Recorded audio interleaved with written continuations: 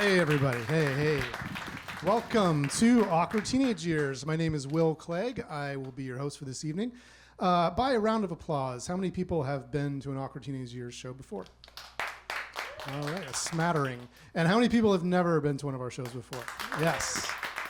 Good. Let me, for the new folks, here's what you're in for. This is the show where we gather in this very small, dark basement to share the traumatic tales of our teenage years. These are all going to be true stories you're going to hear tonight from some of New York City's finest storytellers here in the front row in front of you.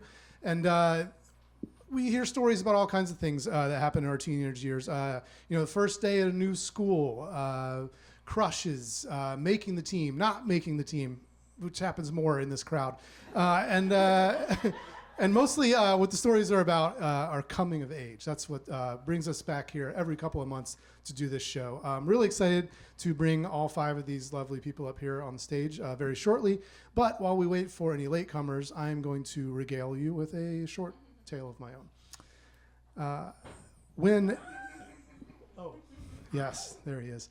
When 8th grade was starting, I get back to school, and it seems like everybody that I know is telling stories of hooking up over the summer, right? First kisses, sometimes even like second base, third base, and all these stories, they happen like at the beach or like sleepaway camp, and I'm just like insanely jealous because nothing like that happened to me. All these stories, of course, are unverifiable, and I would learn later mostly not true. But I didn't know that at the time, right? I'm filled with hormones, and all I want in the world is a girlfriend. And that's going to be hard for me to accomplish because I am a certified loser. I switched schools between 6th and 7th grade, and I started going to this new public school in Charlotte, North Carolina, where I'm from. And I was a very nerdy, like slightly athletic, but mostly very nerdy kid growing up. And as soon as I got to this new school, I started getting bullied and beaten up for being so nerdy. Obviously, don't like that. So my little underdeveloped teenage brain thinks, if I become one of the bad kids, then I won't get bullied anymore, right? And so I decided I'm going to grow my hair long. I start smoking cigarettes, experimenting with drugs. I start playing the drums in a band, and all this, like, it works, so I'm not getting bullied anymore, right? But I also kind of like disassociate myself from my former nerdy friends because I'm shunning their culture, and the bad kids see right through me. Like, they know that I haven't like just instantly turned into one of them. So I don't end up with like no friends. I have one friend, this guy Paul. He's also has no other friends because he's a pyromaniac.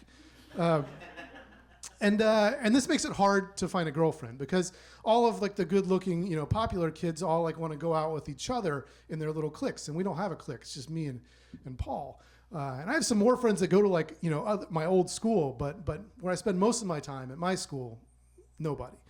And there is hope though. There's this one girl that I've had a few classes with.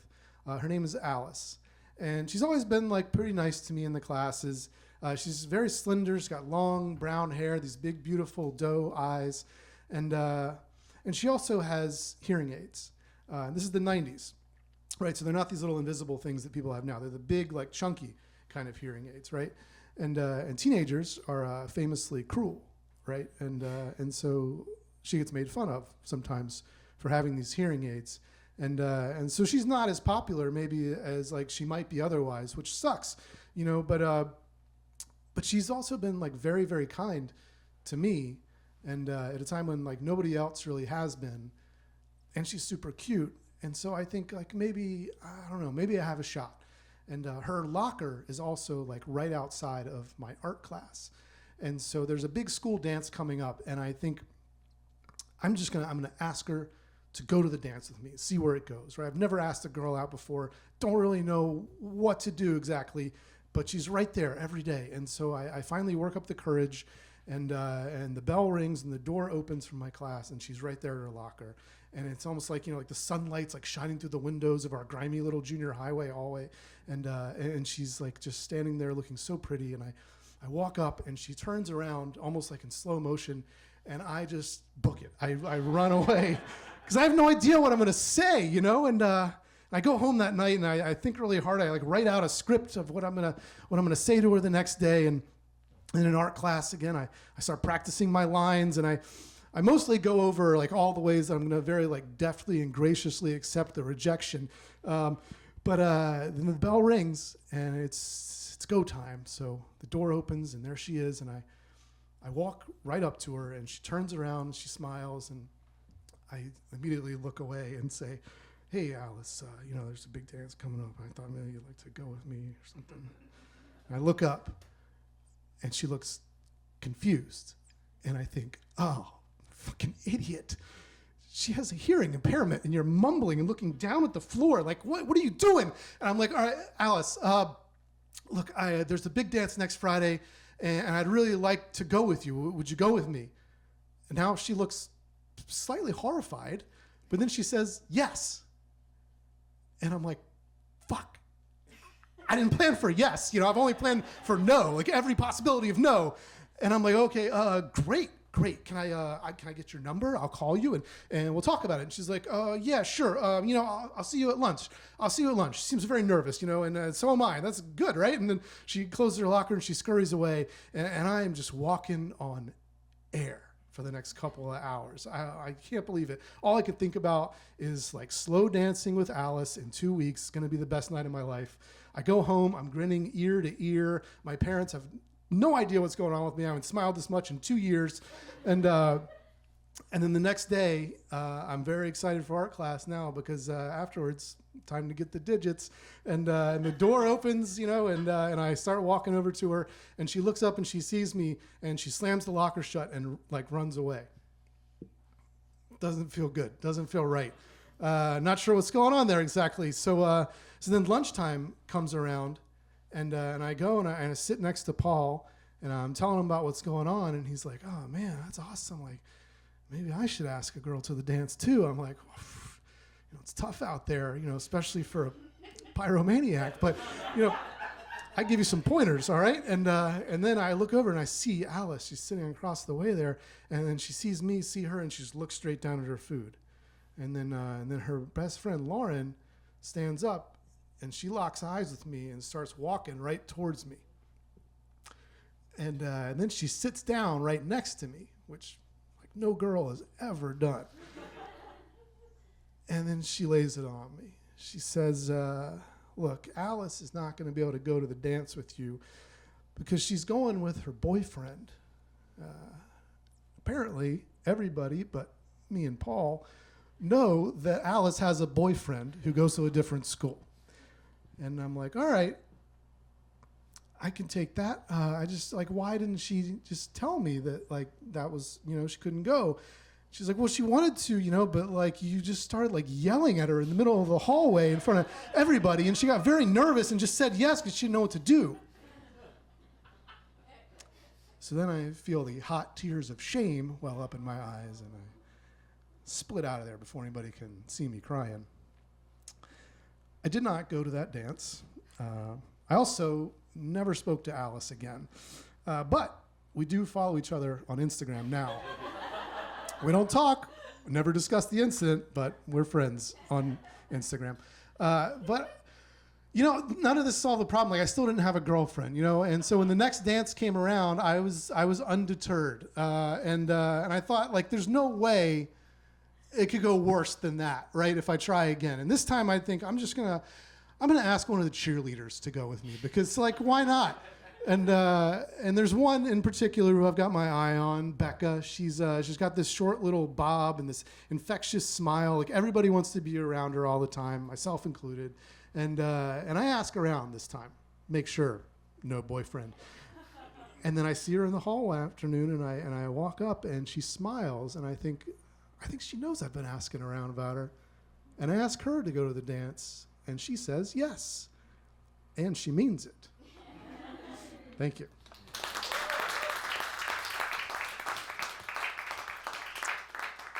All right. I guess nobody else is coming, so let's get the show rolling. Are you guys ready for your first storyteller tonight? Yeah? All right. I am very excited to bring the storyteller to stage. We have not had her on the show for nearly 5 years, which is a major oversight on our part. And she is one of the founders of the Story Collider, wonderful storytelling organization here in New York. And she's going to be hosting a Story Collider here at this very stage on February the 16th. Please welcome Erin Barker.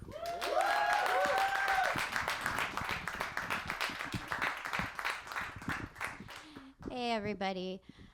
So I fell in love for the first time when I was in the 10th grade. I was standing in the hallway of my high school, and I saw Adam Torres so immersed in his copy of A Tale of Two Cities that he ran bang right into the janitor's cart. And that was the moment. That was the moment when I fell in love. And it just really amazed me that somebody so cool could also be so nerdy. Because he was cool. He was much cooler than me. He was a starter on the soccer team. He was the lead singer and guitarist for a band called Six String that sounded very similar to Dave Matthews Band, which he did not like when anybody mentioned. And he was like a straight A student. He was just like everything.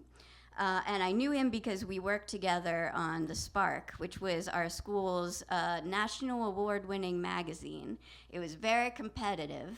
To try to help you understand what it was like, at our school you were much more likely to get a scholarship for being on the magazine than you were for being on the football team or any athletic team. It was a big deal at our school. And he was doing much better than I was so far on The Spark. The last time I had one of my pieces edited, I had to lock myself in a bathroom stall and cry afterwards. Even though the opinion editor, who was this senior boy named Tim, was super nice and thoughtful with his notes, there was just something about getting feedback on my personal writing for the first time that was like getting punched in the face. But meanwhile, Adam was cool and collected and already being spoken about as a contender for chief editor our senior year. So I was way behind. But I was in love with him. And so near the end of the 10th grade, I decided to just make a break for it, just ask him out. And he said, no, thank you, which was fine and totally cool.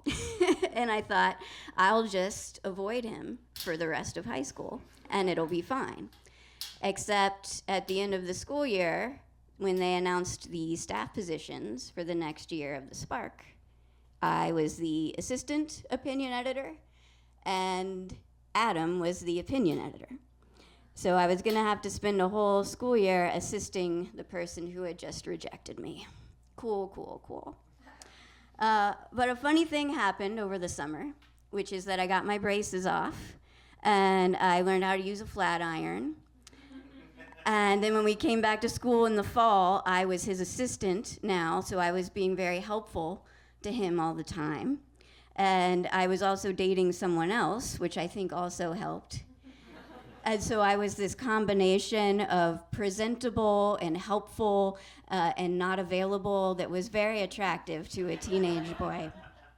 And at Christmas break, he showed up on my doorstep. He'd driven over in his Ford pickup, and he stood there on my doorstep with the snowflakes falling in his hair, and he said, you know, with the confidence that only someone who knows for sure what the answer is, he said, Erin, I'm in love with you. Break up with your boyfriend and go out with me instead. And I did.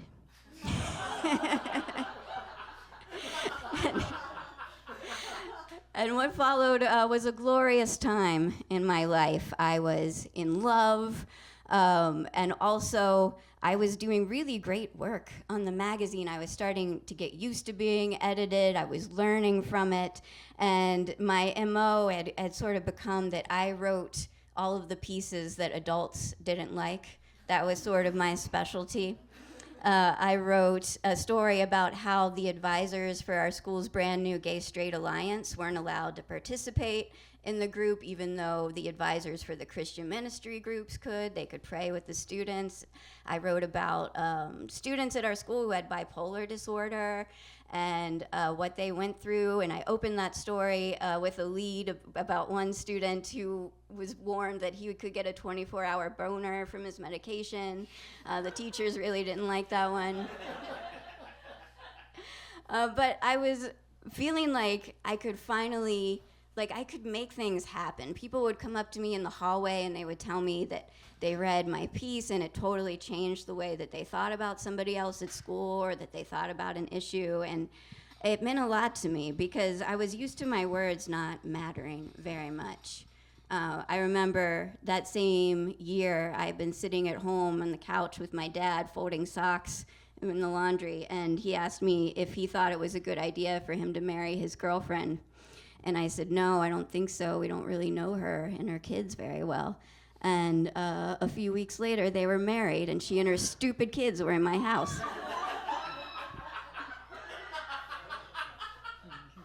But in print, my words mattered. In print, people heard me.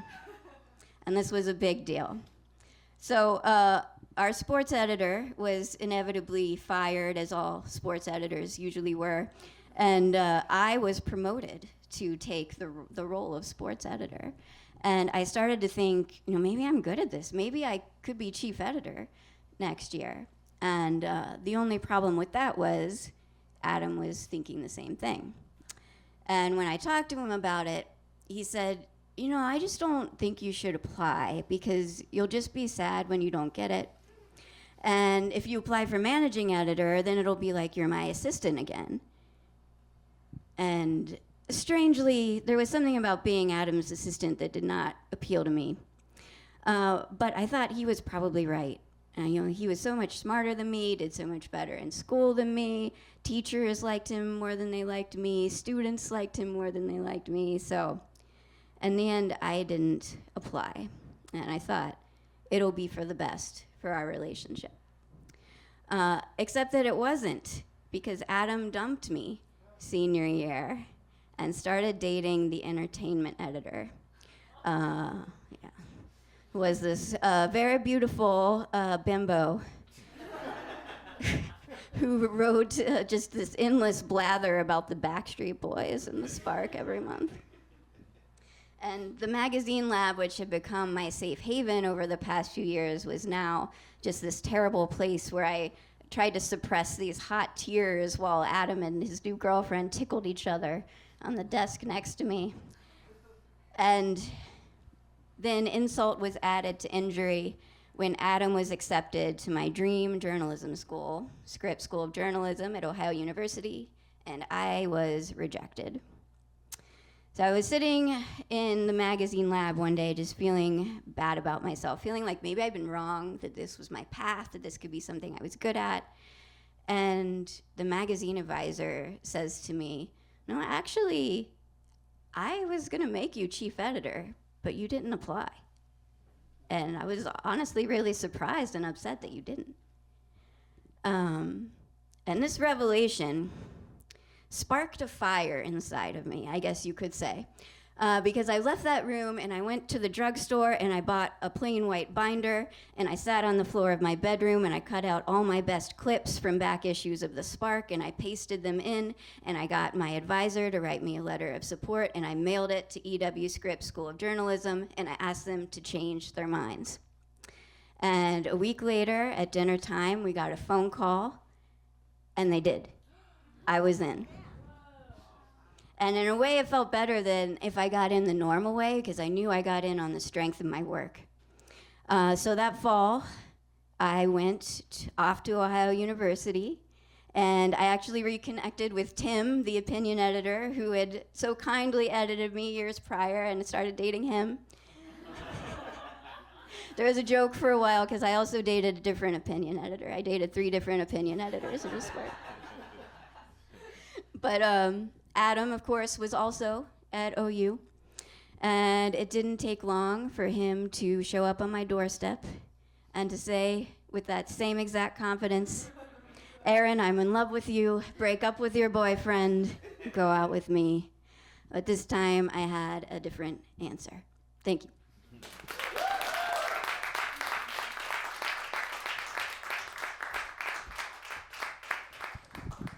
Great story, Erin. We had a literary magazine in my high school, not as prestigious, I think, probably as yours. I worked on it one year, and this one guy who was the editor decided that he was going to submit poetry by T.S. Eliot anonymously, like it was from a student, right? And then everybody would critique it, which we did, and say why we didn't like it. Right, and then at the end of this session, he like holds it up. He's like, "It's by T.S. Eliot, you fools!" And so we all quit, and there was no issue for the rest of the year. So I didn't have the same experience you did. But you know, when you mentioned that that Adam's band, it was compared to Dave Matthews, and you didn't like it. I was in a band in high school. I've talked about it on the show before. We were actually unfavorably compared to Hootie and the Blowfish. Yes, and I still don't like that. One more time for Erin, everybody. Yes, yes. All right, keeping the show moving along, we now have our second producer at the Story Collider for the night. She is also someone who works at the intersection of housing and food. And for her New Year's resolution, she has decided to befriend a crow and try to get it to mimic 3 words, which I love that. First time on our show, please welcome Christine Williams.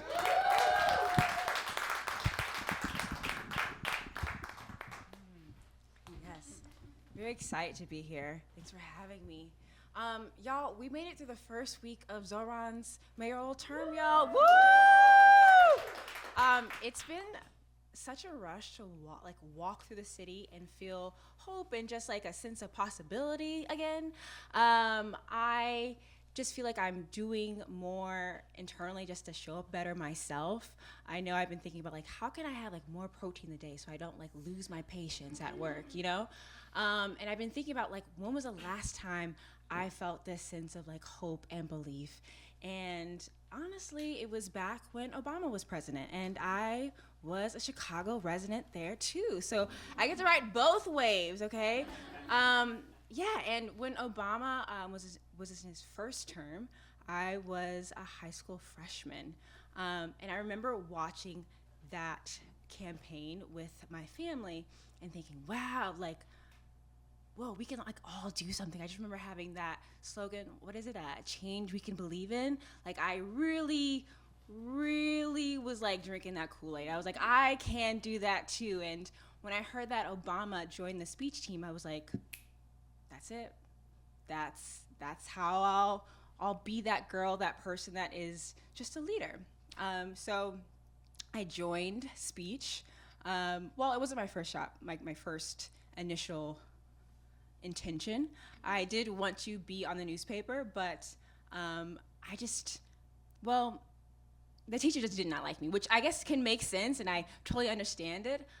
My first day, like in journalism class, I was a freshman, and I just wanted to fit in and be liked by my peers. And I'm also someone that's like very in my own world all the time. And so when I pop back out into reality, I feel like some people are just like, what's going on? It's usually a little bit of uneasiness, a little bit of tension. People don't know exactly what we're going in terms of the conversation. But anyways, I was in that journalism class, and I remember sitting betwixt like 2 upperclassmen. Like one was a senior and his dad was the head of NBC. And then the other girl, she was a girl. She was in class with us. And there was a person behind us, and the senior next to me, whose dad was working at NBC, he was like, "What are you, a tree?" to the person behind us. And I was like, haha, like, you know, like just trying, like, who says stuff like that? I don't know. But I was just like, okay, haha. And then he was like, "What are you, a goat?" And again, it's not funny, but I'm just like, I'm just gonna keep the mood going. Like, I don't wanna be like the one person like in the corner that's not laughing when everyone else in the class is laughing. And just like random stuff like that. And after class, the teacher told me and that senior to stay after class, and he like ripped like a new hole in my ass that day. He was like, how dare you make fun of that trans student behind us? I cannot believe you were calling them all these different animals and stuff. Like, I really had no awareness, but I remember like leaving that day and telling my mom and just being like so disappointed. I'm like, I cannot believe this. Like, Obama's a president, and here I am, like, really not making space for people. And I was like crying, and my mom was like, Chris, like, it's okay. This person obviously doesn't know who you are. Like, it's fine. I didn't believe her, but I did feel like, okay, well, maybe I can try something else, which is when I became, or joined the speech team. And when I joined the speech team, I was a very round 13-year-old that had like barely visible eyebrows and would always wear like a shade of tinted moisturizer across my face, just like to cover up the acne, you know, and just a very quiet person that would occasionally have these big, like, psychotic laughs in the back of the classroom. So it was really great to be a part of that speech team and see people who were just different, coming together and working on a craft that they felt proud of. I remember one of the first weeks I was on the speech team, after school hours, we were just in a classroom, and it was 3 of us. It was 2 of my teammates, and they were working on this dramatic duet interpretation. And then I was just like in the teacher's desk, like hanging out, like eating their Twizzlers, like watching, like giving feedback, and I was like, wow. Here we all are trying to like better ourselves and reach for something, and we're having a lot of fun doing it. And I thought, wow. And so I stayed for my sophomore and my junior year. And then on my senior year, my teammates decided that I should be a speech team captain. And so I was very, very, very proud of myself. Again, like Obama was like the clear sign ahead, and I was like running towards it very, very well and steadily.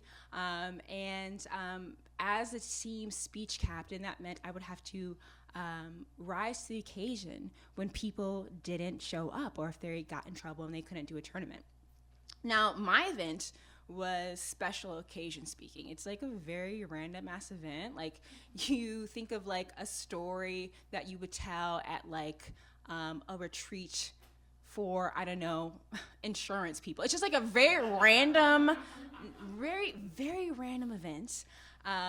But we had someone who was like a heavy hitter in terms of a speech high school tourney circuit in Illinois. And they would always score these high points. But 2 days before the tournament that would place us at regionals, they decided to get drunk and act stupid. So they couldn't come. And everyone was so nervous, like, how are we gonna place? How are we gonna place? This person can't come, this person can't come. Oh, we need someone to do an original comedy. Who's gonna do it? And I was like, oh, I'll just do it. You know, I'm a speech team captain. And I definitely was super enthusiastic when I said yes. And then I realized I had less than 48 hours to make up an 8-minute story filled with like at least 5 people that I had to all act out at once. It was a very, very intense event.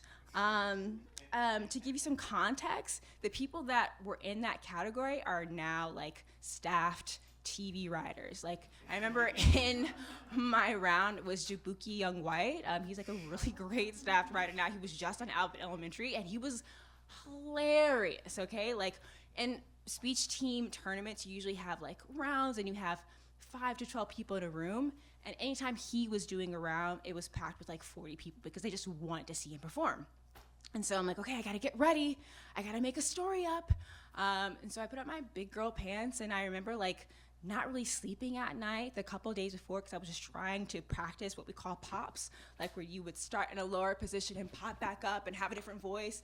Very, very, very, very dramatic, very crazy, very intense. But I eventually came up with a story about an elderly grandma who saw that her dear granddaughter was cheating in algebra class and decided to dress up as a fellow high school student to show her the better way. It was a very weird story. I don't remember how it ended, but I remember I had to really quickly switch from being an elderly 90-year-old woman to like, you know, like a cool, fun teenager.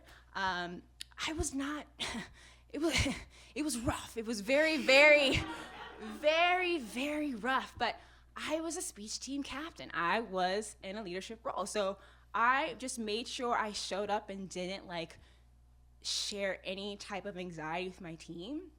I remember I told a fellow teammate, Eric Johnson, God rest his soul, he was like, Chris, you're just gonna do it. And if not, you're just gonna smile through it and whatever, it's just gonna be fine. I felt super, even though it wasn't like a cool, dramatic speech I would have loved to hear at that time, I feel like it was super helpful for me to have a friend say like, hey, I see you, you're on a journey, and you're going to do great. So I go into my first round, and I just started to shake. And I was like, let me just sit down and let me just be present to whoever goes up in front of me. And it was fine. Everyone was funny. I was laughing. I was having a good time. And then they called my name up, and I can just feel my ass gurgling. It was so intense and so, I just never had that experience before. And I just started to slowly like walk up to stage with the tightest booty cheeks, and I was just ready to tell my story. And as I was like enacting the elderly woman, there was an eruption. Luckily, this eruption came from a northern spout, so that was lovely, but I had to stay in character.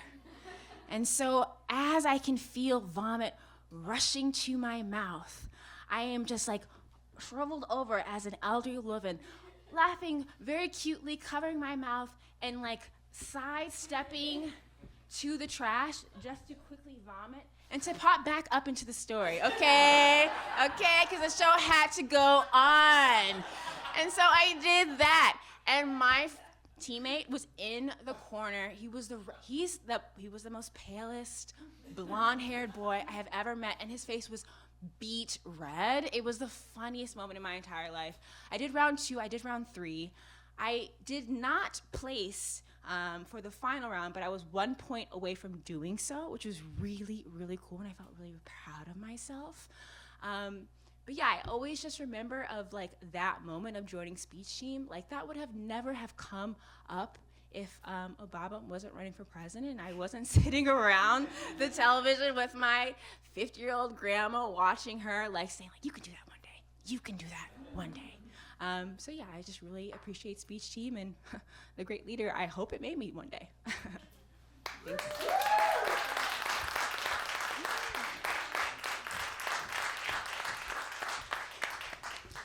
Wow, the unexpected vomit. That was, I didn't see that coming. Immediately made me think of this time. I was in a car with like 4 other teenagers. We'd just been in somebody's house, drinking, but like somebody's, mom was driving us home now. And so everyone's pretending like they haven't been drinking. This one kid gets sick in the backseat of the car, takes off his baseball cap, throws up in it a little bit, and then just kind of holds it there until it smells up the whole car. And then she stops, she's like, what is that? And we're all busted immediately. Oh man, really visceral memory just came flooding back to me. Thank you so much for sharing that. Does anybody remember the Obama years? Like, do you remember Hope? Right? Wasn't that amazing?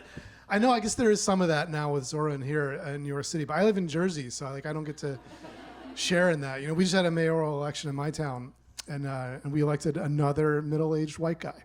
Yeah, very exciting. He's not MAGA, at least, so, one more time for Christine, everybody. Great story. Thank you. Thank you for sharing.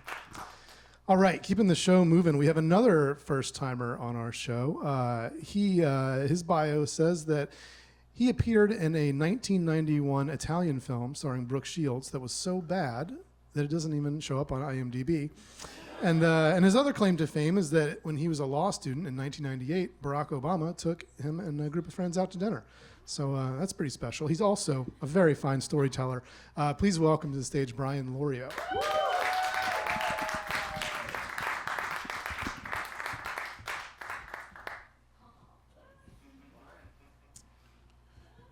So I enter the room, and as I enter this room, there is a very distinct smell. It smells of pubescent testosterone, sweat, and a tiny bit of Drakkar cologne that someone is still wearing. The air is heavy, and a lot of weird grunting going on. This is the Wallace W. Wood Junior High Wrestling Room, also known during its daytime hours as the theater stage. And as I enter this room, I realize that I'm in a foreign land. Yes, I'm in Iowa. No, it's not heaven. It's my own private hell. So you ask, how did I wind up in this place? And I blame Larry Hoover. For those of you from Chicago, not that Larry Hoover, the Gangster Disciples leader, not him. It's actually another Larry Hoover, my high school football coach, history teacher, the total opposite of the Gangster Disciple leader, just a frail white man who loved to wear aviator glasses. And at the end of our city championship football game, Mr. Hoover looked at me, taking the last few puffs of his cigar in the high school locker room, and he refers to me as Cookie, because my last name is Lorio, and he thought it was kind of cute and clever. He says, Cookie, I'd like for you to join the wrestling team this upcoming semester. It'll give you something to do. And because Mr. Hoover thought I was a really bright student, someone who kind of went through life somewhat effortlessly, I took him up on his advice, and I joined the wrestling team. Now, I should tell you that I'm quite familiar with what I refer to as wrestling.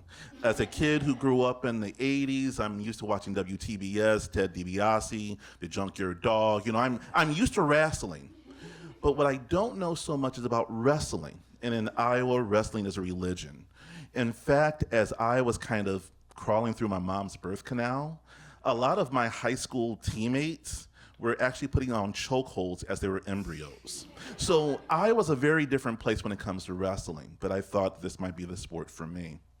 So I walk to the wrestling room, and there I see Mr. Pena. And Mr. Pena doesn't get a first name because he is part of Davenport, Iowa wrestling royalty. He is of the Pena family, and they are known for winning city and county and conference and state championships when it comes to wrestling. And Mr. Pena was also one who was kind of loved to fight too from time to time, so he was willing to throw hands at the drop of a hat. For Mr. Pena, he also knew me though, not as the Brian Lorio that the rest of school knew me, but as the Brian Lorio who just a few years earlier took a fastball to the arm by his little brother Tony that actually made me start crying. And so I'm living proof that there is crying in baseball. And so to that, Mr. Pena will look at me, and I introduced myself as Brian, and he looked at me with this amazement. Who? Brian Lorio. And he kind of like, never heard of you. A blow to the ego. Next day I walk in with my little wrestling signet, and he looks at me and he's like, let's go. What do you mean? It's you and me. And so here's this man in his mid-30s, close to 40 or so, who's challenging me to wrestle him on this dirty mat. And it was physically and mentally exhaustive. It was physically exhaustive because he was putting me in all of these weird contortions and holds and waiting for me to stay there to almost tap out. And right before the count of 3, he'd let me go and kind of start laughing and smiling. And the part of the mental problem that I had with Mr. Pena is that repeatedly this smile, forever etched in my memory, was very similar to that character, the Iceman on Top Gun, that kind of... Mr. Pena would do that with this weird kind of grin at the very end. And he would do this really neck roll whenever he saw me and these weird contortions as if he was physically getting ready to fight me at a moment's notice. And I did not like this. I would go through this hell for 13 consecutive weeks during practice. And at the very end, he would always refer to me as L'Oreal. Come on, L'Oreal. Lorio. Yeah, I know L'Oreal. It's like, why is this guy doing this to me? Every week, we'd have a wrestling tournament, and every week would pretty much go the same way. I'd walk to the mat, and when I walked to the mat, I would kind of have this really nervous anxiety in front of me. I'd see someone a little bit stronger than me, and I would do what I knew how to do best. I would run and tackle him. And as I tackled him, they'd fall to the ground. I'd try to outmuscle him, but it didn't work, and I'd be tired by the end of the first round. At the start of the second round, I would kind of be on all fours, and this guy is propped up behind me, and kind of seemed kind of weird. But as I thought about it, I'm like, I got to get out of this position. What do I have to do? And within a few seconds, I would kind of expose my back, the person would be on top of me, and you hear the referee, 1, 2. Come on, L'Oreal, you fish. And I'm thinking to myself, a fish? Like, that's the lowest form of life. If you think about it, it's kind of bland. It's a fish. Come on, L'Oreal, you fish. Get up, get up, get up. And as I was in my happy place, on my back, thinking about Sade, very nice and calming, you'd hear the final tap. I got pinned. I lost. And I look over at Mr. Pena, and he gave me that kind of weird kind of smile and shake his head and say, you fish, L'Oreal. You fish. What can I do to please this man? I've tried to do my level best. And you would figure that after 13 weeks, I would consistently get better wrestling a guy who was a former state champ, but it seemed like every week I was progressively getting worse. I just couldn't figure this out. Maybe wrestling wasn't for me. And so as a final match, week 14. And I was excited for this final week of practice because my personal hell was coming to an end. I'd be able to do something I'm a little bit better at, track, baseball. And so I practiced, but practice was a little bit easier this time. He didn't take it out on me this much. He just beat me up for the whole semester. And so it's our final wrestling match at one of the country schools, North Scott. And I go to the mat, a little bit hesitant as always. And I look across the mat and I see someone who had more fear than me. Kind of like this.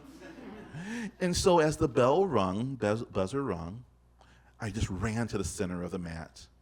And instead of tackling him, I just kind of hit him hard with a bear hug and just kind of throw him down. And all of a sudden, people start cheering and start yelling. But again, I'm used to this. I've been doing this for 13 consecutive weeks. I know how this first round goes. It's a matter of me not getting tired out. And then, as I put him on the ground, he starts flailing, taking my move. Now he's the fish. And so now I hear Mr. Pena yelling, L'Oreal, L'Oreal, hook, hook, L'Oreal, hook, get him down. I'm on top of him. And he might have been in that Sade happy place, but not me. I'm hearing Axl Rose now. It's go time. And so I kind of drive him into the ground, drive him. Come on, L'Oreal, stick with him, stick with him, stick with him. 1. This can't be happening. Come on, L'Oreal. 2. Stick, stay, hold. 3. You did it! Match is done. It's like really done because I won in the first round. It was a very bizarre situation for me. And as my parents are clapping, my teammates are clapping because they know what I've gone through in life. Again, here comes Mr. Pena. Weird neck roll, goofy grin and smile. And he looks at me and he says, I'm proud of you, Lorio. Thank you.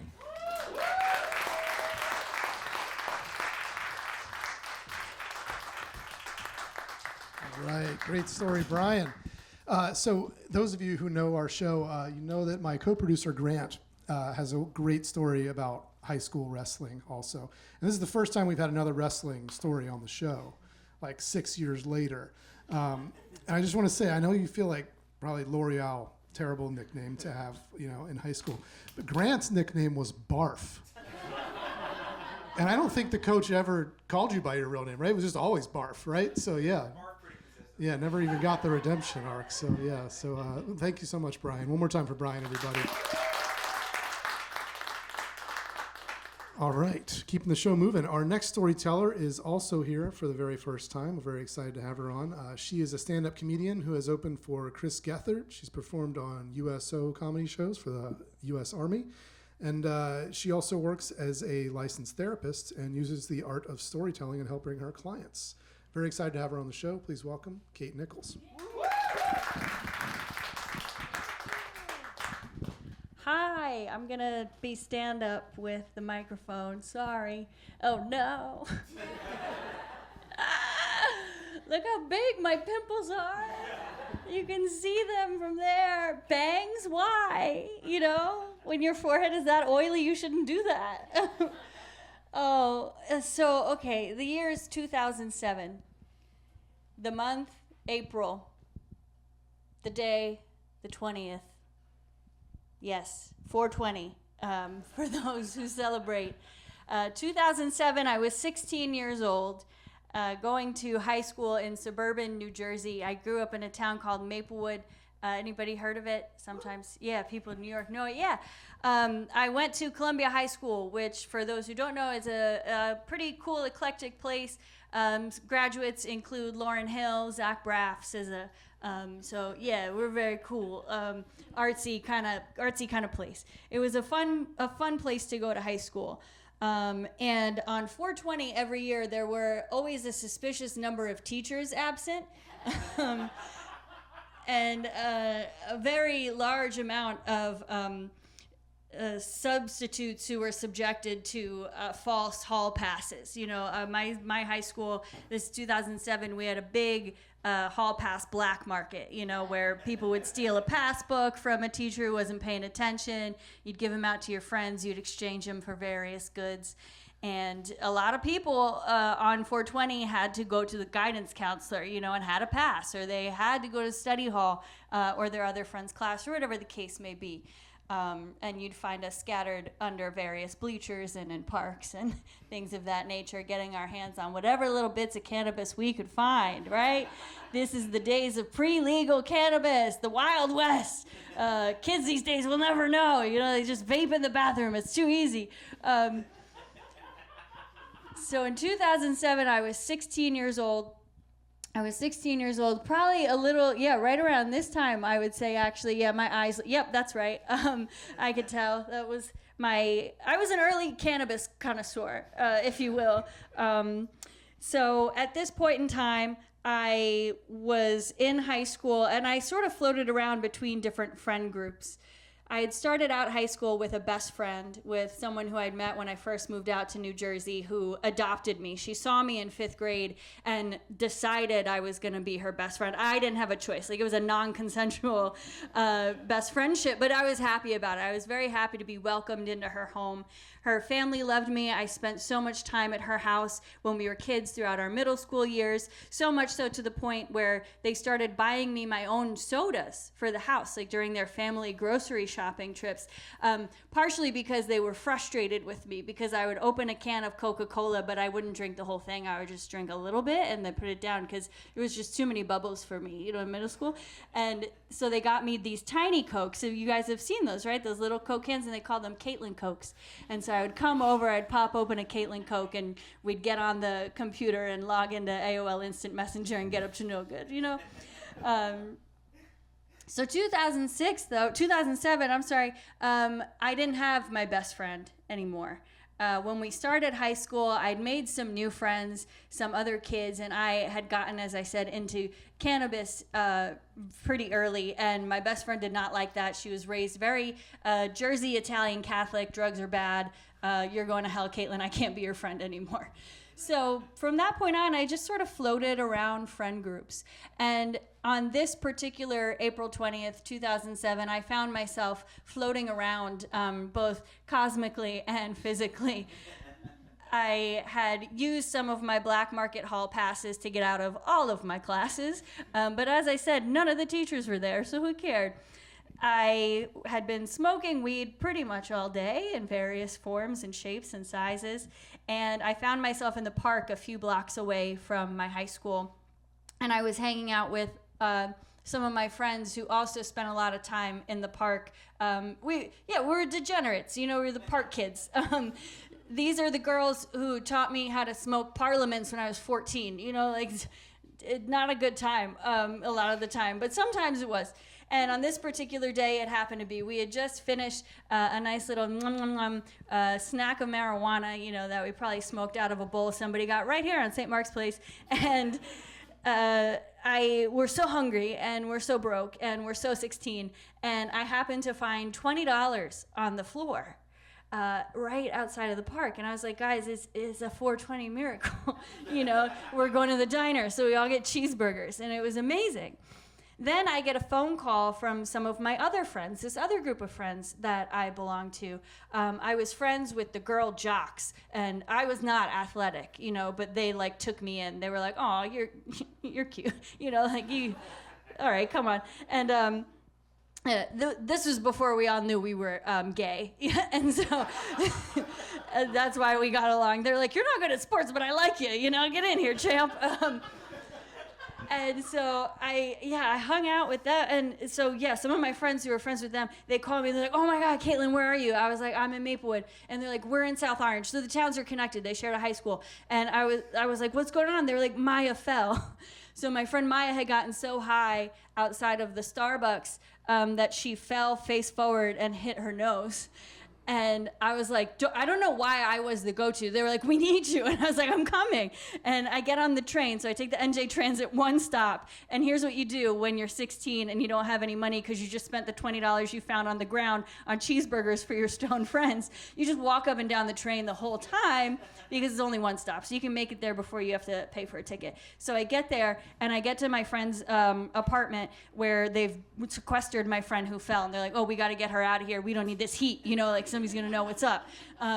And I was like, "Okay, where are you?" And like all of a sudden I think I'm a concussion expert. I'm like, "Do you know what day it is? Do you know who the president is?" I was like, "Really? Interesting." I was like, "Oh yeah, that guy still, huh?" And so then I determined that she's okay. Right, for whatever reason. And then I'm making my way up the hill, up where I live, up the other side of the train tracks, way up the hill, border in Newark. I make my way up there. I'm making my way up there. I'm, still floating around mentally a little bit. And I get a call. And who is it but my estranged best friend, Amanda. And I was like, oh, wait, it flips, right? Because 2007. Hello? Amanda, what's going on? She's like, "Caitlin, where are you?" I was like, I'm walking up the hill right now. We were still neighbors. And she's like, "Caitlin, I need you. Can you come over?" I was like, "Oh, yeah, of course. This is the theme of the day. Yeah, I'll be right there." So I get to her house, and she has in front of her a bag of marijuana and one of her dad's cigars. And she goes, "I need you to roll me a blunt." For those who don't know, a blunt is when you take apart a very cheap cigar and then you take out the tobacco that is trash and you put magical marijuana inside of it. You roll it back up and you smoke it. But usually you use a cigar that's very cheap. It's like $1.50. Not the cigars your dad smokes. Those are not meant to be disassembled. And I was like, "Dude, I can't do this." I was like, first of all, welcome to the weed club, right? Like, so happy to have you. This got me kicked out of our friendship 3 years ago, but happy to be back. Anyway, I try. This thing is not coming apart. Again, this was a cigar that very much wanted to remain intact and be smoked by a 50-year-old Italian man in New Jersey. But I said, "I have an idea. I know another way we can do this." And I go down to her back steps where they keep all of the Snapples and sodas and stuff. And lo and behold, they still have those little Caitlin Cokes. And I throw one back, poke a few holes in it, crush it in the middle. You can smoke. Don't do it. Just get something healthier today. But you can smoke weed out of a can, which you shouldn't. Aluminum is probably bad for your brain. But it felt really great that on this day, so many magical things had happened. And even though I was floating around, I found myself landing back with my best friend where I had started out. Thank you.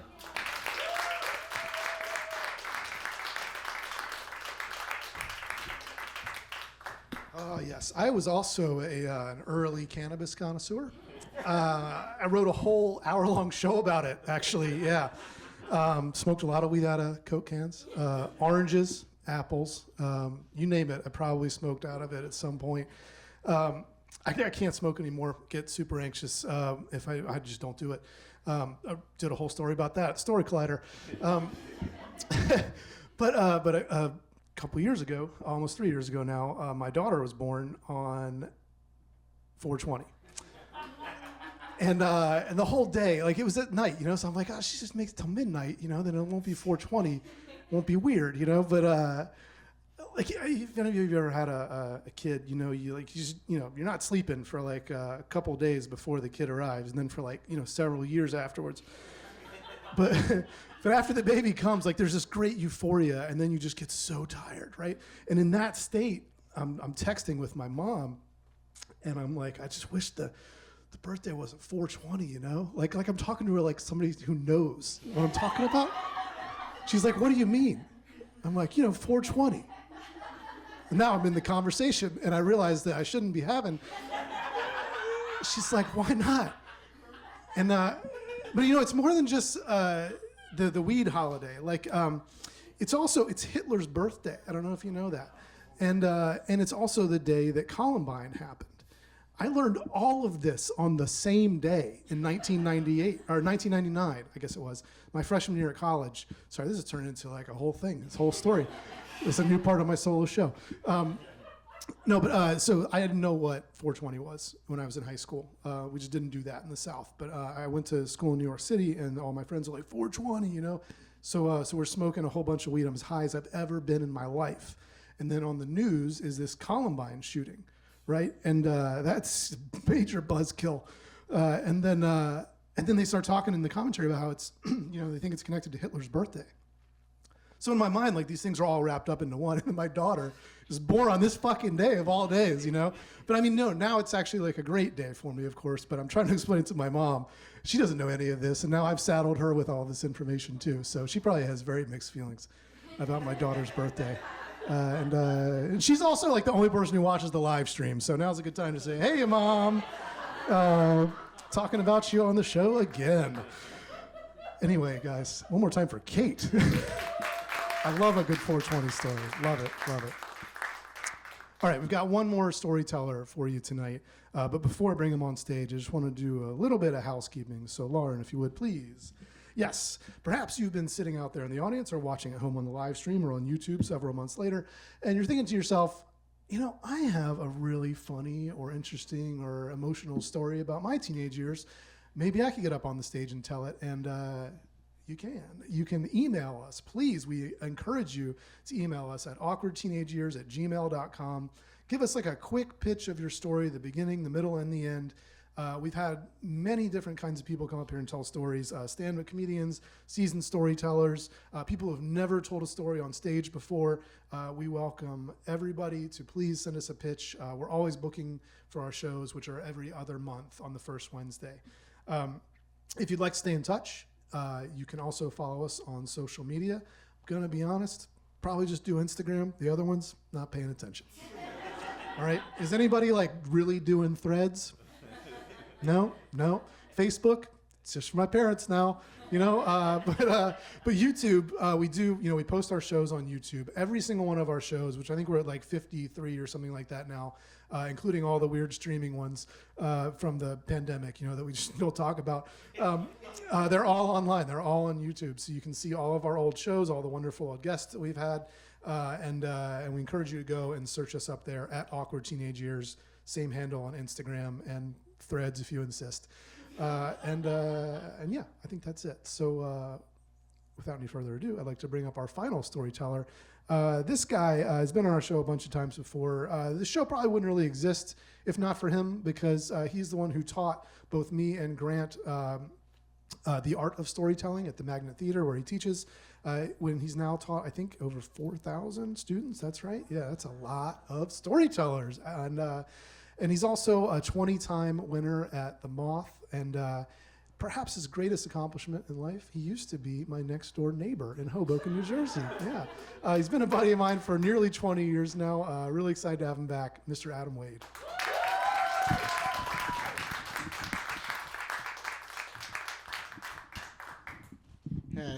It's great to be here and part of this special night. So I am originally from New Hampshire. I always start that way, just so you know, because that's why I was okay. So yeah, I'm from New Hampshire. Going into my junior year of high school that summer, I was working at an ice cream window. And it sounds okay, big deal. But I was literally working with like 5 of the hottest girls that are around my age. A little older, a little younger. They were there, and I was there. And it was like, yeah, hello. Like, this is good. Like, this is good, right? This is good. It wasn't good. It wasn't good. It wasn't good. It wasn't good. What happened, Adam? What happened? Oh, they just didn't like me. They didn't. When I say they didn't notice me. I mean, I'm there. You're there. Like, I'm trying, then trying too hard, could not connect to this.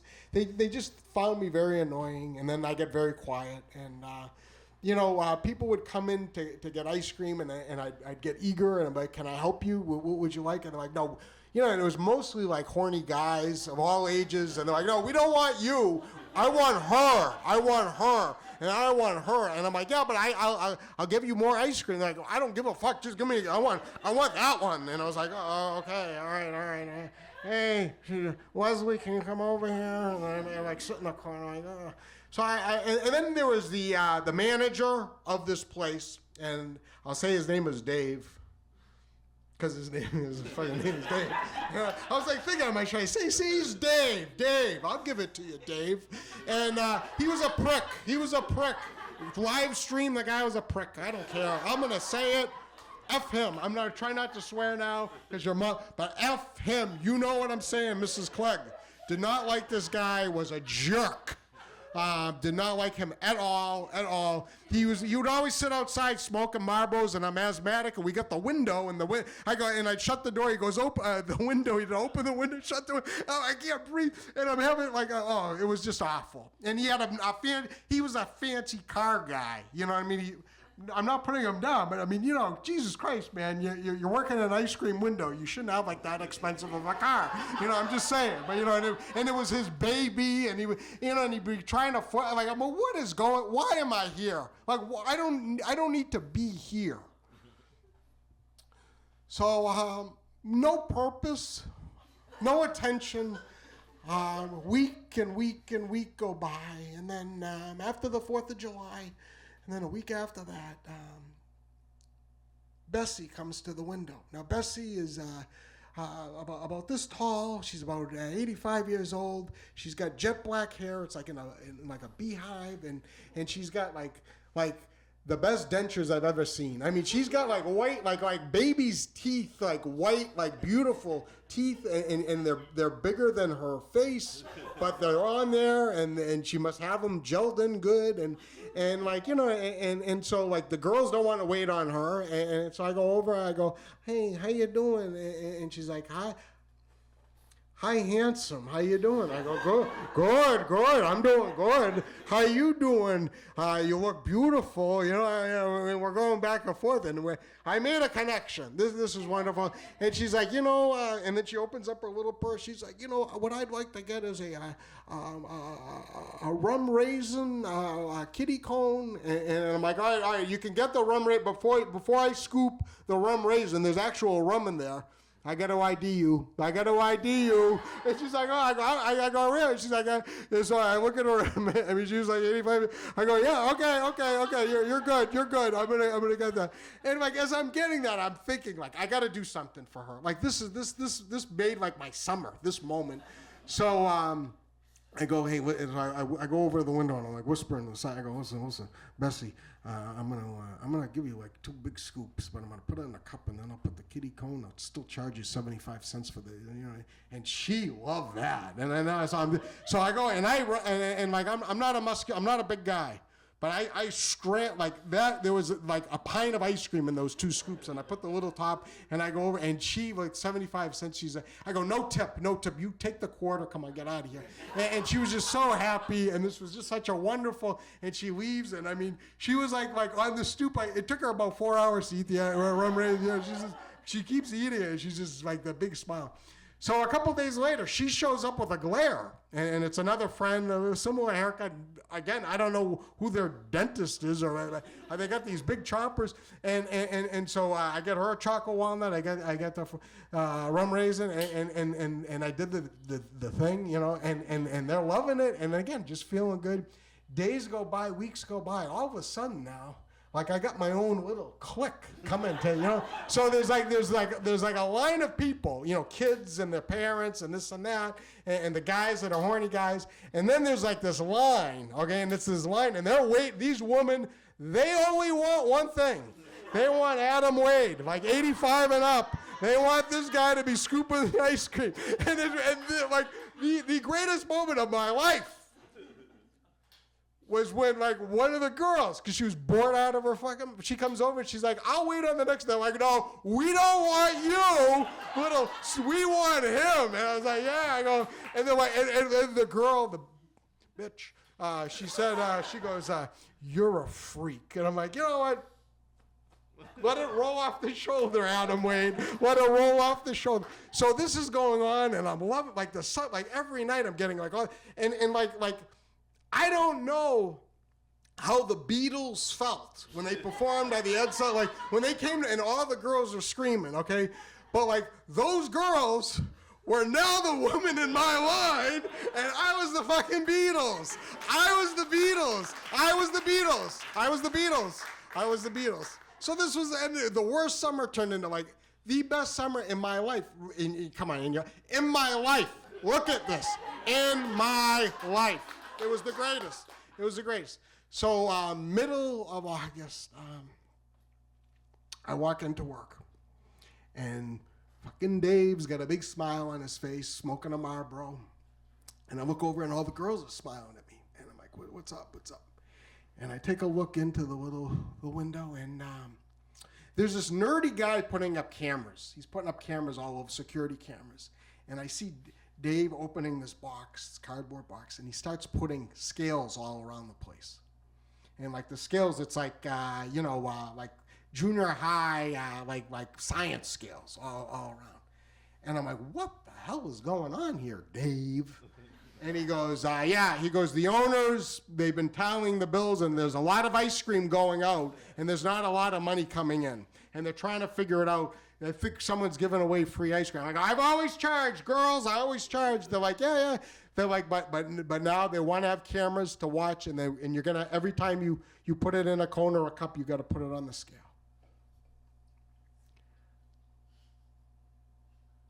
I run to like the bathroom, and it's just one bathroom in this little thing, and I start crying, and I'm just sitting there. I'm like, what the fuck? Like this was like my, like, can't I just have my thing? Like, really. And they were all happy about this. They knew I was like the Beatles, and they were taking it away. They were just taking it away. They were just taking it away from me, what I had. So they're knocking on the door because people got to use the bathroom. So I wash my face, and I go out, and I'm trying to act like it doesn't bother me at all. And the first two are up, show up, Bessie and the Glare, and they're all excited with their teeth. And I'm like, listen, and I explain to them, see, we get the cameras now, we get the scales. The gig's up, I can't do it anymore. I can't do it. And they're like, don't worry about it. It's not about that. It's just about you. We're coming out for you. And that was just really, really nice. So like the summer ended, but I wasn't able to, I didn't get like the attention like that. And I think part of it was like kind of like sticking it to the man. And I just couldn't do that anymore. And like the fun was over. And this is like a story I've had for years. Do not underestimate women 85 and up. Because when you fuck with Adam Wade, you fuck with them. So Dave the asshole and his fancy car one night got keyed. And I'm not mentioning Bessie and the guy, not mentioning names, okay? But, I mean, come on. Who would key his car after that? So I had a little satisfaction. But it was just like sad. It's just a sad time in my life. And like a story like this, didn't want to tell it. Never wanted to tell it. Had it, didn't want to tell it because it's just like a sad note. These people, the owners, Dave, the girls, it was like they took this fun away from me. But they couldn't take my memory away. And I just always, this is a story I just always go back to. And I was home in New Hampshire for 8 days with my mom and for the holidays. And I got out a couple times by myself, and I was just driving around the cemetery. That's what I do. Okay, so driving around the cemetery, okay? And I'm driving around the cemetery. New Hampshire is great. New Hampshire, come to our cemeteries. So just driving around the cemeteries, and there's like snow, and just for like the holidays, like I'm looking, I see like a beer bottle, and then like a wine, then flowers and all these things, and it just stayed with me, and like I've been, thinking about the show, thinking about the story, and what I want to do next year is, because I know all these elderly ladies, I know their branch here or whatever, their plots, what I mean, just because they're all there, all the girls like they stay, all their husbands had passed, that's why I was their boy, their man, they're handsome, but they were all in this batch, so it was like next year, what I'm gonna do is I'm gonna get a bunch of little sugar cones. I'm gonna get a bunch of little vats of ice cream, little ones, and a little scooper. I'm gonna just pop them in and just put them in the snow. That's what I want to do. That's what I'm doing next year for these wonderful women. Thank you. Thank you.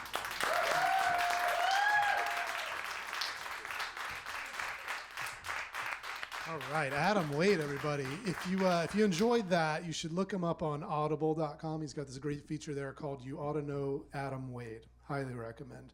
One more time for Adam, please. All right, folks. That's our show. Thank you so much. You've been a very wonderful audience. Let's hear it one more time for all of our storytellers tonight. All right, we have Erin, Christine, Brian, Kate, and Adam.